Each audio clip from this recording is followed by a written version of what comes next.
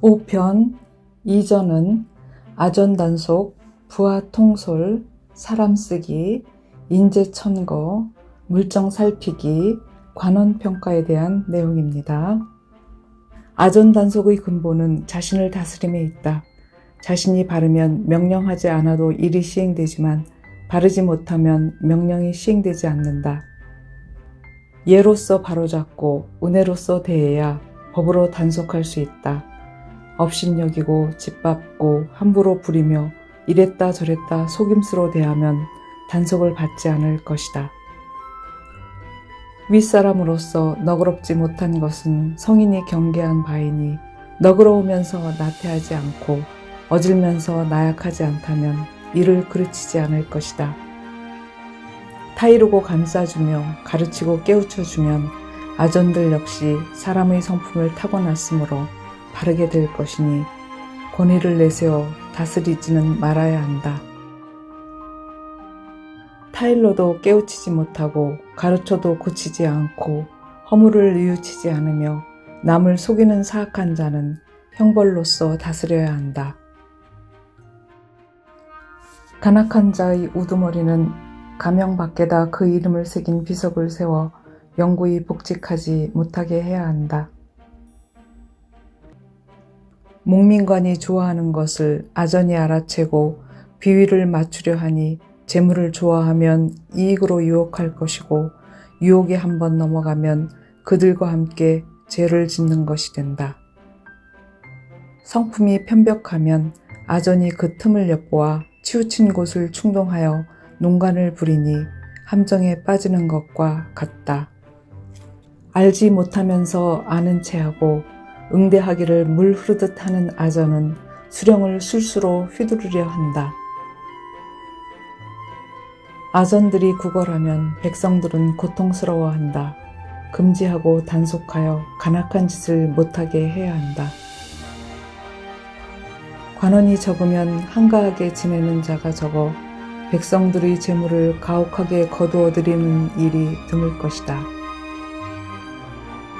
지금의 향리들은 재산과 결탁하고 감사와 내통에 윗사람을 업신여기고 백성을 착취하니 이에 굴복하지 않는 자는 어진 목민관이다.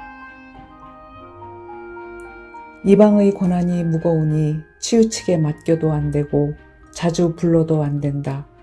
죄가 있으면 반드시 처벌하여 백성들의 의심을 없애야 한다. 아전들의 잔치놀이는 백성들의 마음을 상하게 하니 엄하게 금지하고 자주 경계하여 감히 즐기는 일이 없도록 한다. 아전의 농간에는 서기가 주모자가 되므로 아전의 농간을 막으려면 서기가 두려워하게 하고 농간을 밝히려면 서기를 신문해야 한다. 부하 통솔 방법은 위엄과 믿음뿐이다. 위엄은 청렴에서 나오고 믿음은 공평에서 나오니 청렴하고 공평해야 무사람을 복종시킬 수 있다. 군교는 무인으로 거칠고 사납다. 그들의 횡포는 엄격하게 막아야 한다. 관노가 농간 부리는 것은 오직 곳간에 있다. 곳간에는 아전이 있으니 그 폐해가 심하지 않으면 은혜로서 어루만지되 지나침이 없도록 막아야 한다. 심부름하는 아이가 허약하면 수령이 어루만져 기르고 죄를 짓더라도 가볍게 다스릴 것이나 골격이 장성한 자는 아전처럼 단속해야 한다. 나라를 다스리는 것은 사람 쓰기에 달렸으니 고을이 비록 작으나 사람 쓰는 일은 나라와 다르지 않다. 지방관은 수령을 보조하는 사람이다. 그 고을에서 선량한 사람을 뽑아 직책을 맡겨야 한다. 보좌하는 우두머리를 제대로 얻지 못하면 일이 잘 다스려지지 않을 것이다. 적격자를 얻어서 모든 정사를 의논해야 한다.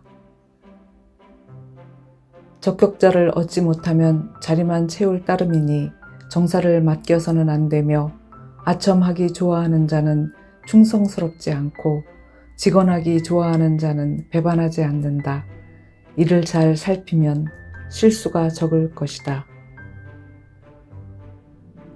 수령의 자문관과 향약의 임원은 지방관이 천거하는데 적당한 사람이 없으면 발령장을 회수해야 한다.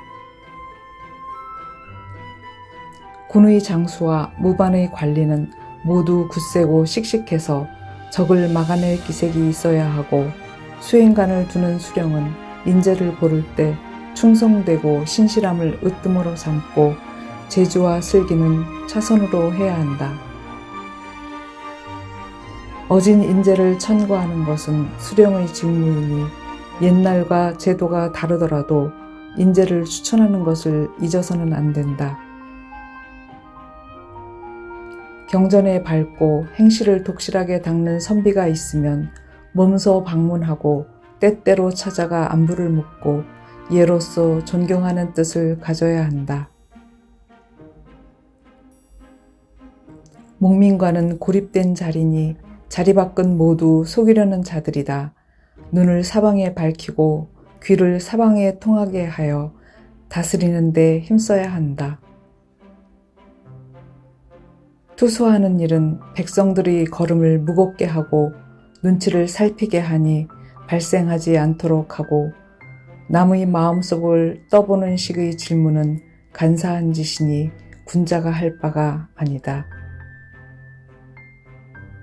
계절의 첫 달 초하루에 향교 유학생들에게 글을 보내어 병이 있는지 묻고 각각의 이로움과 해로움을 지적하여 진술하게 한다.